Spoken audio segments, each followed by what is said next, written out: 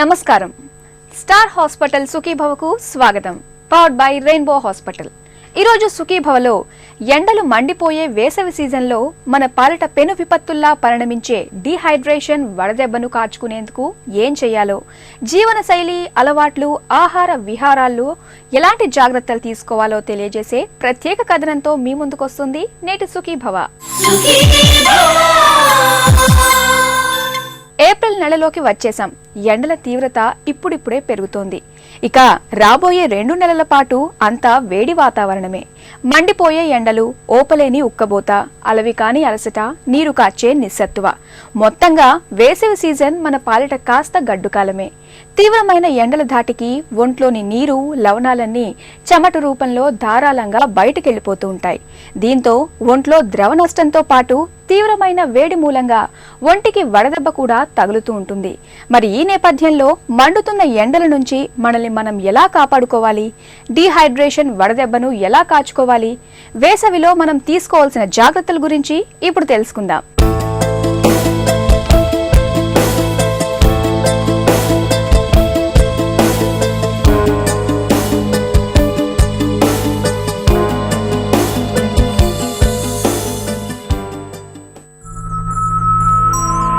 ఎండలు మెల్లగా తారాస్థాయికి చేరుకుంటున్నాయి. ప్రస్తుతం రాష్ట్ర వ్యాప్తంగా అన్ని చోట్ల 40 డిగ్రీలకు పైగా ఉష్ణోగ్రతలు నమోదవుతున్నాయి. ఏప్రిల్, మే నెలలు రెండూ కూడా రాష్ట్రాన్ని నిప్పుల కుంపటిగా మార్చేస్తాయి.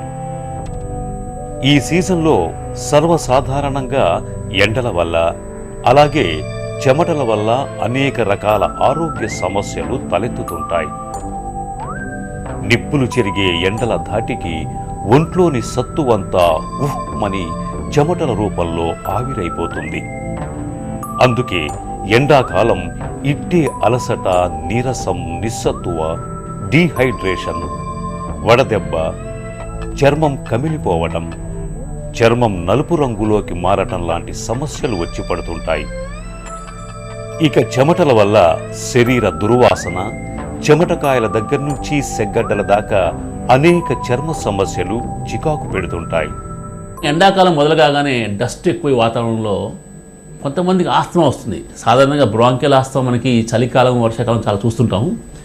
కాబట్టి కొంతమందిలో మాత్రం ఇది ఎండాకాలం ఈ డస్ట్ వల్ల ఆస్తమా వచ్చే వారికి ఈ ఎండాకాలం ఈ ఆస్తమా ఎక్కువ అవకాశం ఉంది. అదేవిధంగా ఇతర ఎలర్జీస్ అంటే అలర్జిక్ రైనైటిస్, తుమ్ములు రావటం, ముక్కు నుంచి నీరు కావడం కూడా కొంతమంది జరుగుతూ ఉంటుంది. ఇది కాకుండా ముఖ్యమైనది ఏంటంటే ఈ ఉష్ణోగ్రత ఎక్కువవటం వల్ల చాలామంది కొన్ని ప్రత్యేకమైన సమస్యలు వచ్చే అవకాశం ఉంది. ముఖ్యంగా పిల్లల్లో ఈ ముక్కులో బాగా తడి ఆరిపోయి ముక్కు నుంచి రక్తం కావడం చాలా సాధారణంగా చూస్తూ ఉంటాం. అది కాకుండా ఎండాకాలం నీటి ఎద్దడి కారణంగా గ్రామాల్లో, పట్టణాల్లో నీరు సరిగా శుభ్రంగా లేకపోవటం వల్ల నీరు నుంచి వచ్చే వ్యాధులు అంటే గ్యాస్ట్రోఎంటరైటిస్, అతిసార వ్యాధి, వాంతులు, విరేచనాలు ఎక్కువగా చూస్తుంటాం. ముఖ్యంగా చెప్పుకోవాల్సింది ఉష్ణోగ్రత ఎక్కువ అవటం వల్ల వచ్చే వడదెబ్బ సంబంధించిన జబ్బులు. అంటే కొంతమందికి చాలా మైల్డ్గా అంటే హీట్ క్రాంప్స్ అండ్ ఎండలో నడిచినప్పుడు మన శరీరంలో ఉన్న నీరు, లవణాలు తక్కువైపోయి క్రాంప్స్ అంటే కంట్రోల్ పట్టేస్తుంటాయి. కొంతమంది టెంపరేచర్ ఎక్కువ కావటం వల్ల కళ్ళు తిరిగి పడిపోతుంటారు, హీట్ సింకోప్ అంటాం. కొంతమంది బాగా నీరసపడతారు, దీన్ని హీట్ ఎగ్జాషన్ అంటాం. ఇది కాకుండా ఈ జబ్బు బాగా అంటే చాలా ఎక్కువ తీవ్రతలో ఉన్నప్పుడు వడదెబ్బ తగిలి కొంతమంది ప్రాణాలు కూడా కోల్పోయే అవకాశం ఉంది. ఎండ వలన వచ్చేటువంటి ప్రాబ్లమ్స్, సమస్యలు, వాటిలో మనకు కనిపించే లక్షణాలు అంటే మొట్టమొదట హీట్ ఎగ్జాషన్ అంటాం. తెలుగులో హీట్ ఎగ్జాషన్, హీట్ స్ట్రోక్ రెండింటినీ కలిపి మనం వడదెబ్బ అని దీన్ని మనం మామూలుగా వ్యవహరిస్తుంటాం. దీంట్లో హీట్ ఎగ్జాషన్ అనేది ప్రాథమిక దశ. హీట్ ఎగ్జాషన్లో ప్రాథమికంగా ఒంట్లో ఉన్నటువంటి నీరు, ఒంట్లో ఉన్నటువంటి ఖనిజ లవణాలు అంటే సాల్ట్స్, మెయిన్గా సోడియం, పొటాషియం అనేవి చెమట ద్వారా ఆవిరయ్యి తీవ్రమైనటువంటి ఫ్లూయిడ్ లాస్ జరగటం వలన మెదడుకి, శరీరానికి అందాల్సినటువంటి రక్త సరఫరా సరిగా అందక మజిల్స్కి తీవ్రమైనటువంటి నష్టం కలిగి కండరాలులో ఉన్నటువంటి ప్రోటీన్స్ అనేవి లైస్ అయ్యి, డ్యామేజ్ అయ్యి, అది రక్తంలో చేరి దాని వలన కిడ్నీస్, తర్వాత లివర్ మీద ప్రభావం చూపించి దాని వలన మూత్రం ఆగిపోవటము, మూత్రపిండాలు దెబ్బతింటము, లివర్ దెబ్బతింటము జరిగి మనిషికి తీవ్రమైనటువంటి నిస్సత్తువ, నీరసము, నడవలేకపోవటము, లేవలేకపోవటము, కళ్ళు తిరగటము, నడుస్తుంటే తోసినట్టు అవటము, శరీరం ఊగినట్టు అవటము, ఇలాంటి లక్షణాలతో వచ్చేదాన్ని హీట్ ఎగ్జాషన్ అంటాం. ఈ దశ నుంచి ఇంకా ఎండ తగ్గకుండా ఇంకా ఎండలోనే ఉండవలసి వచ్చిన వాళ్ళకి ఆఖరిగా మనం చూసేది హీట్ స్ట్రోక్. హీట్ స్ట్రోక్ అంటే ఎండ వలన శరీరం యొక్క ఉష్ణోగ్రత బాగా పెరిగిపోయి శరీరము ఆ ఉష్ణోగ్రతను తగ్గించలేని పరిస్థితి ఏర్పడినప్పుడు, మెదడు యొక్క ఫంక్షనింగ్ ఎఫెక్ట్ అయినప్పుడు, అంటే వాళ్ళకి మాట్లాడడం సరిగ్గా రాకపోవటము, అంటే ఆల్టర్డ్ సెన్సోరియం అంటాం, అంటే స్పృహ సరిగ్గా లేకపోవటము, ఉన్నదాన్ని గుర్తించలేకపోవటము, ఇలా జరగటము బాగా కొనసాగినప్పుడు కోమాలోకి వెళ్ళటం కానీ ఫిట్స్ లాగా రావటం కానీ జరిగినప్పుడు దీన్ని హీట్ స్ట్రోక్ అని వ్యవహరిస్తారు. హీట్ స్ట్రోక్ అనేది ఒక మెడికల్ ఎమర్జెన్సీ. దీన్ని మనం కనుక ఇమ్మీడియట్గా మనం ట్రీట్ చేయకపోతే దాని వలన మార్టాలిటీ లేదా డెత్ అనేది చాలా హైగా ఉంటుంది.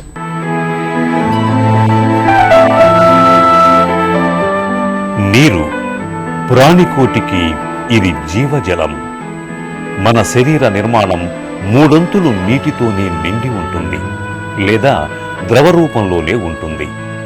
దీనిని బట్టే అర్థం చేసుకోవచ్చు మన శరీరంలో జీవక్రియలకు నీటి ఆవశ్యకత ఎంత ఉందో. అందుకే ఎండాకాలం ఎండల ధాటికి డీహైడ్రేషన్కు గురవటం వల్ల ఒంట్లో నీటి శాతం గణనీయంగా పడిపోయినప్పుడు కొన్ని సందర్భాల్లో ప్రాణాపాయం కూడా సంభవిస్తుంది. సాధారణంగా మనం తీసుకునే నీటి శాతం కంటే బయటకు వెళ్ళిపోయే నీటి శాతం ఎక్కువగా ఉన్నప్పుడు డీహైడ్రేషన్కు గురవుతాం. వేసవిలో ఎండల ధాటికి శరీరం తనను తాను వేడి నుంచి కాపాడుకోవటానికి ఎక్కువగా నీటిని చెమట రూపంలో బయటికి పంపిస్తుంది. ఈ క్రమంలో ఒంట్లోని ఖనిజ లవణాలు కూడా బయటికి వెళ్ళిపోతుంటాయి. ఈ సమయంలో నీటిని తిరిగి భర్తీ చేయకపోతే అది డీహైడ్రేషన్ను తెచ్చిపెడుతుంది. వేసవి కాలంలో మనం డీహైడ్రేషన్ గురైనప్పుడు మనకి మొట్టమొదటిగా వచ్చే సిమ్టమ్ అంటే రోగ లక్షణం దప్పిక కావటం. సో మనకి మొట్టమొదటి దప్పిక ఎక్కువ అవుతూ ఉంటుంది అనమాట. అది మొదటి లక్షణం. ఆ తర్వాత నీరసము, నిస్తత్వం బాగా రావటం, కొంతమంది కళ్ళు తిరగడం జరుగుతుంది. అప్పుడు అంటే ప్రారంభ దృష్టిని వెంటనే మనం కొన్ని చర్యలు తీసుకుంటే మనం ఈ డీహైడ్రేషన్ యొక్క ఎఫెక్ట్ నుంచి కాపాడుకోవచ్చు. వెంటనే నీరు తాగాలి. కేవలం మంచినీరు తాగితే సరిపోదు, దాంట్లో సరైన లవణాలు ఉండాలి. అంటే ఉప్పు లేదా ఇతర అంటే జ్యూసెస్ కానీ ఉండాలి. అదేవిధంగా వీటితో పాటు మనం వెంటనే డీహైడ్రేషన్ కారణమయ్యే ఉష్ణోగ్రత నుంచి మనం తప్పించుకోవాలి. అంటే ఎండలో ఉంటే వెంటనే నీడకు రావటం, చెట్టు కింద కూర్చోవటం, లేకపోతే ఫ్యాను ఏసీ ఉన్న గదుల్లో ఉంటే ఇంకా మంచిది వీలుంటే. అదేవిధంగా వెంటనే మనం బాగా బిగుతుగా ఉన్న దుస్తులు ఉంటే వాటిని వెంటనే విప్పివేయటం. అదేవిధంగా మనం ఏమన్నా సింథటిక్ దుస్తులు, లెదర్ దుస్తులు కానివ్వండి, టెర్లిన్ దుస్తులు కానివ్వండి, పాలిస్టర్ దుస్తులు వేసుకుంటే వెంటనే విప్పివేయాలి. అదేవిధంగా ముదురు రంగు దుస్తులు వాడకూడదు. ఇలా వాడటం వల్ల ఈ వాతావరణంలో ఉన్న ఉష్ణోగ్రతని రంగు దుస్తులు బాగా గ్రహిస్తాయి కాబట్టి తొందరగా డీహైడ్రేషన్కు మనం గురయ్యే అవకాశం ఉంది. అదేవిధంగా దగ్గరలో ఉన్న ద్రవం ఏదైనా సరే, అంటే మీకు ఓరోసాల్ లేకపోయినా సరే మామూలు నీటిలో ఉప్పు కలుపుకొని తాగినా లేదా మామూలు నీటిలో ఉప్పు కొంత నిమ్మకాయ కలుపుకొని తాగినా కానీ మనకి ఓరోసాల్లో ఉండేటువంటి అంటే డీహైడ్రేషన్ సొల్యూషన్లో ఉండేటి లక్షణాలు ఉంటాయి కాబట్టి వెంటనే తాగుతుండాలి. ఎంత తాగాలని చాలామంది అడుగుతూ ఉంటారు. మనకి ఎప్పుడైతే దాహం తగ్గిపోయి మూత్రం బాగా వస్తుందో అప్పటిదాకా ఈ నీరు తాగుతూనే ఉండాలి. ఒకవేళ మీకు దగ్గరలో కొబ్బరి నీళ్ళు అంటే టెండర్ కోకోనట్ వాటర్, లేత కొబ్బరి నీళ్ళు దొరికితే అవి తాగితే చాలా ఉత్తమం. ఎందుకంటే అందులో మన న్యాచురల్గానే చాలా లవణాలు, నీరు, అదేవిధంగా మనకు కావాల్సిన క్యాలరీస్ ఉంటాయి కాబట్టి అవి కూడా తాగొచ్చు. చాలామంది అనుకుంటారు కూల్ డ్రింక్స్ తాగటం వల్ల ఈ డీహైడ్రేషన్ తగ్గుతుందని. అది కరెక్ట్ కాదు. ఎందుకంటే కూల్ డ్రింక్స్లో లవణాలు ఉండవు, అందులో కొంచెం షుగర్ శాతం ఎక్కువ ఉంటుంది కాబట్టి కూల్ డ్రింక్స్ వల్ల మీకు డీహైడ్రేషన్ ఎక్కువ అవకాశం ఉంది. కాబట్టి దయచేసి మీరు ఈ కూల్ డ్రింక్స్ మీద, సాఫ్ట్ డ్రింక్స్ మీద ఆధారపడి ఉండకూడదు. అదేవిధంగా చాలామంది ప్రజలు అనుకుంటారు చల్లని బీరు తాగితే మంచిదని ఎండాకాలం. అది చాలా తప్పు.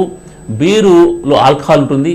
ఆల్కహాల్ డైరెక్ట్కి లాగా పనిచేస్తుంది. అంటే ఏమవుతుందంటే మన రక్తంలో నీరుని కిడ్నీ ద్వారా అది బయటికి పంపిస్తుంది. ఇలా పంపడం వల్ల డీహైడ్రేషన్ ఎక్కువ అవుతుంది. కాబట్టి బీరు తాగటం లేదా ఇతరత్ర ఆల్కహాల్ సేవించడం ఎండాకాలం చాలా ప్రమాదకరం. వేసవిలో చెమటలు ఎక్కువగా పడుతుంటాయి కాబట్టి ఒంట్లో తగ్గిపోతున్న నీటిని, లవణాల్ని తిరిగి భర్తీ చేసుకునేందుకు ఉప్పు వాడకాన్ని కాస్తంత పెంచాలనే నమ్మకం మనలో చాలా మందిలో కనిపిస్తుంది. మరి ఈ నమ్మకంలో నిజమెంత?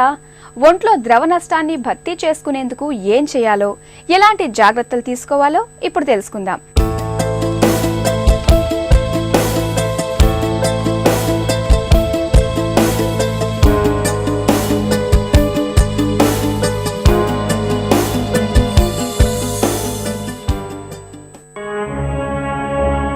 వడదెబ్బ వేసవి విసిరే పంజా ఇది. వడదెబ్బ అత్యంత ప్రమాదకరమైన ఆరోగ్య సమస్య. వడదెబ్బను ఏమాత్రం నిర్లక్ష్యం చేసినా ప్రాణాలు క్షణాల్లో గాలిలో కలిసిపోతుంటాయి. సహజంగా ఎండల వేడిని తట్టుకునేందుకు మన శరీరం చెమట రూపంలో నీటిని బయటకు పంపి తనను తాను రక్షించుకుంటుంది.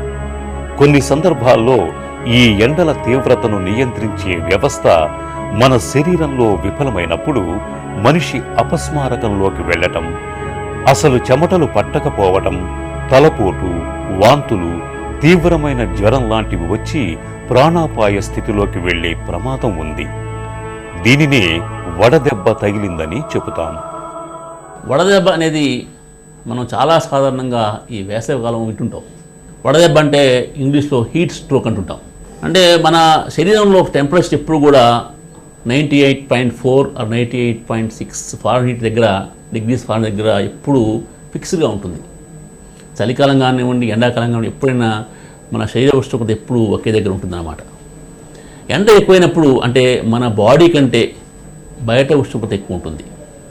అలా ఉన్నప్పుడు మన బాడీని ఒక నిశ్చితమైన అంటే ఒక స్టేబుల్ బ్లడ్ టెంపరేచర్ ఉండటం కోసం మన శరీరంలో ఎన్నో ప్రత్యేకమైన రసాయన చర్యలు, తర్వాత ప్రత్యేకమైన ఏర్పాట్లు ఉంటాయి. ఉదాహరణకు మనం ఎండకు పోయినప్పుడు వెంటనే చెమట ఎక్కువగా పోస్తుంది. ఎందుకంటే చెమట ఆవిరైనప్పుడు మన శరీరం చల్లబడుతుంది. దాని ద్వారా మన శరీరం చల్లబడి మన బాడీ టెంపరేచర్ ఎప్పుడు కూడా 98.4 డిగ్రీస్ ఫారెన్హీట్ దగ్గర ఉంటుందన్నమాట. ఎండ ఎక్కువైనప్పుడు మన బాడీలో ఉన్న నీరంతా ఆవిరైపోతూ ఉంటుంది. ఆ నీరు వెంటనే మనం రిప్లేస్ చేసుకుంటున్నాం. నీరు లవణాలు తాగుతూ ఉండాలి. ఇలా తాగినప్పుడు నీరంతా ఇంకిపోయి మన శరీరం చల్లబడే ప్రక్రియ ఆగిపోతుంది. ఎందుకంటే శరీరంలో నీరు చాలా ఇంకిపోతుంది కాబట్టి అప్పుడు మన బాడీ టెంపరేచరు చాలా ఎక్కువ అవుతుంది. ఎంత ఎక్కువ అవుతుందంటే మన శరీరంలో ఉన్న ప్రోటీన్స్, లైపోప్రోటీన్స్, ఫాస్ఫోలిపిడ్స్ అనే ప్రత్యేకమైన పదార్థాలన్నీ కూడా కరిగిపోయి అన్ని ఆర్గాన్స్ దెబ్బతినే అవకాశం ఉంది. విపరీతమైన ఎండల్ని తట్టుకోలేనప్పుడు ఈ వడదెబ్బ తగులుతుంది. ప్రధానంగా పిల్లలు, వృద్ధులు, క్రీడాకారులు, అతిమూత్ర వ్యాధి ఉన్నవారు, మద్యం ఎక్కువగా సేవించే వారిలో, ఇంకా మధుమేహం, హై బీపీ, స్థూలకాయులు, అసలు వేడిని తట్టుకోలేని వారిలో ఈ వడదెబ్బ ఎక్కువగా తగిలే ప్రమాదం ఉంటుంది. సరైన మోతాదులో నీటిని తీసుకోకుండా ఎండల్లో తిరిగినప్పుడు వడదెబ్బ తగలటం చూస్తూ ఉంటాం. వడదెబ్బ తగిలినప్పుడు మనిషిలోని ప్రధాన అవయవాలన్నీ పనిచేయటం మానేస్తాయి. దీంతో మనిషి విచిత్రంగా ప్రవర్తించే అవకాశం ఉంటుంది. ఇలాంటప్పుడు వడదెబ్బ తగిలిన వ్యక్తిని చల్లని ప్రదేశంలోకి తీసుకువచ్చి చల్లని పానీయాలు ఇస్తూ శరీరాన్ని తిరిగి సాధారణ స్థితిలోకి తీసుకురావటానికి ప్రయత్నించాలి. వడదెబ్బ లక్షణం కనపడగానే మొట్టమొదలు ఆ వ్యక్తిని చల్లని ప్రదేశానికి తరలించాలి. అంటే చెట్టు కిందకో ఒక రూమ్లోకో వెంటనే తరలించాలి. ఆ వ్యక్తి ఒకవేళ బిగుతు దుస్తులు ధరిస్తే ఆ దుస్తులు వెంటనే తీసేయాలి. తర్వాత అతి ముఖ్యమైనది అంటే ఆ వ్యక్తి యొక్క శరీర ఉష్ణోగ్రత తగ్గించడానికి మనం వెంటనే ఆ వ్యక్తి ఒళ్ళు మొత్తం కూడా నీటితో స్ప్రే చేయాలి, తుడవాలి. ఫ్యాను లేదా విసనగలు ఉపయోగించి ఆ నీరు ఆవిరేటు చూస్తూ ఉండాలి, నీరుతో తుడుస్తూనే ఉండాలి. ఇలా చేయటం వల్ల ఆ వ్యక్తి యొక్క టెంపరేచర్ తగ్గే అవకాశం ఉంది. కొన్ని సందర్భాల్లో అంటే వడదెబ్బ తీవ్రంగా ఉన్నప్పుడు చంకల్లో, అదేవిధంగా పొట్ట గజ్జల్లోనూ ఐస్ గడ్డలు పెడుతూ ఉంటారు. అదే కొంతమంది నీటిలో పూర్తిగా వ్యక్తిని ముంచుతూ ఉంటారు. సో ఇది కాకుండా వెంటనే ఒకవేళ వ్యక్తి కాన్షియస్గా ఉంటే, స్పృహలో ఉంటే ఆ వ్యక్తికి లవణాలతో కూడిన ద్రవాలు బాగా ఇస్తూ ఉండాలి. అపస్మారస్థితిలో ఉన్నప్పుడు అంటే పేషెంట్ కోమలో ఉన్నప్పుడు కానివ్వండి, స్పృహ సరిగా లేనప్పుడు నోటి ద్వారా ద్రవ పదార్థాలు ఇవ్వకూడదు. ఎందుకంటే అలా ఇచ్చినప్పుడు ఆ ద్రవ పదార్థాలు ఒక్కొక్కసారి పొట్టలోకి పోకుండా అంటే జీర్ణాశయంలో పోకుండా లంగ్స్లోకి వెళ్ళి న్యూమోనియా వచ్చే అవకాశం ఉంది. కాబట్టి పేషెంట్ స్పృహ లేకపోతే నోటి ద్వారా ఏ ఆహారం కూడా ఇవ్వకూడదు. ఎంత త్వరగా ఆ వ్యక్తిని దగ్గరలో ఉన్న ఆరోగ్య కేంద్రానికి కానివ్వండి, ఆసుపత్రికి కానీ తరలిస్తే అంత మంచిది, ఎందుకంటే అక్కడ ప్రత్యేకమైన వైద్యం ఇవ్వగలరు. అదే కొంతమంది వడదెబ్బ తగిలినప్పుడు టెంపరేచర్ బాగా ఉంటుంది, అంటే వ్యక్తి యొక్క ఒళ్ళు కాలిపోతూ ఉంటుంది. చాలామంది అప్పుడు పారాసిటమాల్ బిల్లులో లేకపోతే ఐబ్రూఫిన్ బిల్లు ఇస్తుంటారు, అవి చాలా ప్రమాదకరం. ఈ బిల్లులు ఏమాత్రం పనిచేయవు. నిజానికి వడదెబ్బకి ఏ మందులు లేవు, కేవలం ఆ వ్యక్తి యొక్క ఉష్ణోగ్రతని మనం తగ్గించడమే మనం చేయాల్సిన పని. వేసవి సీజన్లో తీవ్రమైన ఎండల్ని తట్టుకునేందుకు ఏం చేయాలి? ప్రత్యేకించి వృద్ధులు, పిల్లల విషయంలో ఎలాంటి జాగ్రత్తలు అవసరం? వేసవి కాలం హాయిగా గడిచిపోయేందుకు జీవన శైలి, అలవాట్ల విషయంలో తీసుకోవాల్సిన జాగ్రత్తల గురించి ఇప్పుడు తెలుసుకుందాం.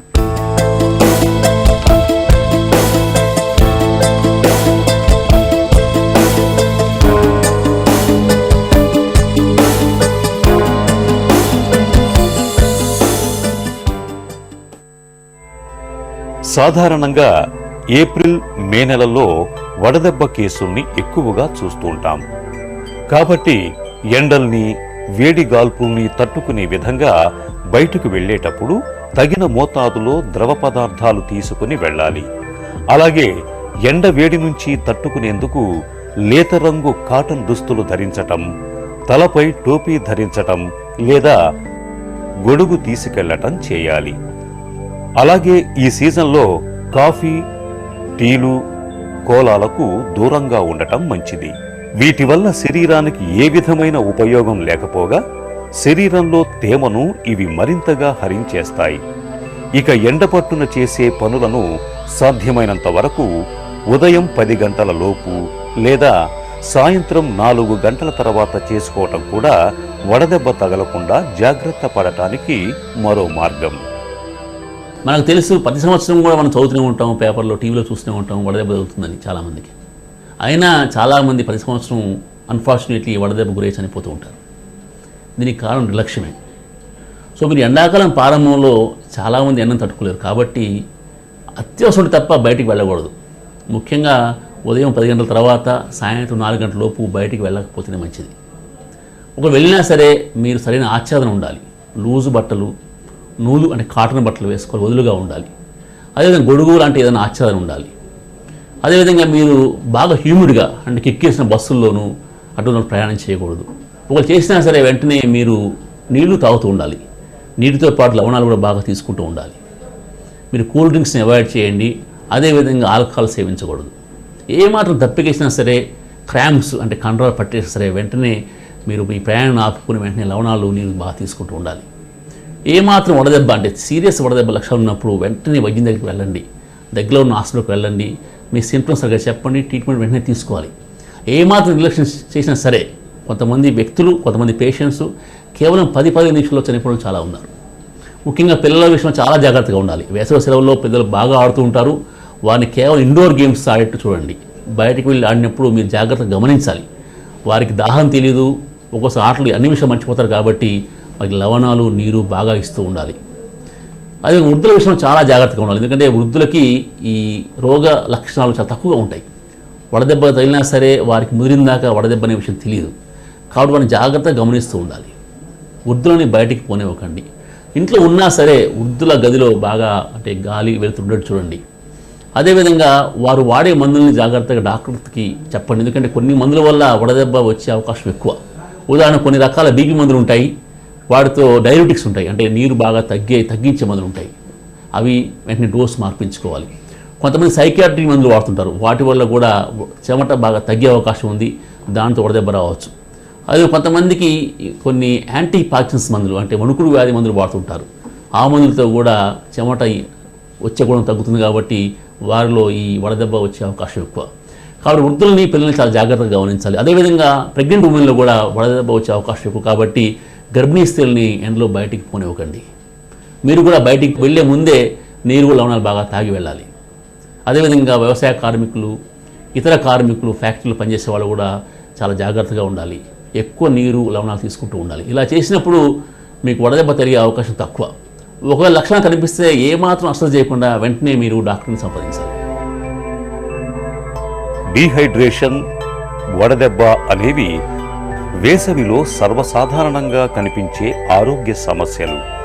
వీటిని నివారించుకునేందుకు మన ముందున్న అత్యంత సులభమైన మార్గం ఎండల ధాటికి ఒంట్లో నుండి నీరు ఆవిరైపోయే నీటిని తిరిగి ఎప్పటికప్పుడు భర్తీ చేయటం. రెండోది, శరీరంలో నుంచి బయటికి వెళ్ళిపోయే ఖనిజ లవణాలను కూడా పళ్ల రసాలు, కొబ్బరి బోండాలు, మజ్జిగ లాంటి వాటి ద్వారా భర్తీ చేసుకోవాలి. వేసవిలో ఉప్పును కూడా తగిన మోతాదులో తీసుకోవాలి. అలాగే ఎండల తీవ్రతను తట్టుకునే విధంగా జీవన శైలిని ప్లాన్ చేసుకోవాల్సి ఉంటుంది. ప్రచండమైన ఎండల దాటికి మన పాలిట పెను విపత్తులా పరిణమించే డీహైడ్రేషన్ వడదెబ్బల తాకిడిని తట్టుకునేందుకు వేసవిలో మనం ఏం చేయాలో, ఎలాంటి జాగ్రత్తలు తీసుకోవాలో తెలుసుకున్నాం కదా. తిరిగి రేపటి సుఖీభవలో మళ్ళీ కలుసుకుందాం. ఈ కార్యక్రమానికి సంబంధించి మీ విలువైన సూచనలు, సలహాలను మాకు అందించేందుకు వెంటనే మాకు రాయండి. మా చిరునామా Sukhibhava, ETV, Ramoji film city, Hyderabad 501512 లేదా sukhibhava@etv.co.in కు మెయిల్ చేయండి. మీ ఆరోగ్య సంజీవిని సుఖీభవ కార్యక్రమాన్ని ఇప్పుడు యూట్యూబ్ ఆన్లైన్లో www.youtube.com/etv news లింక్ ద్వారా కూడా వీక్షించండి.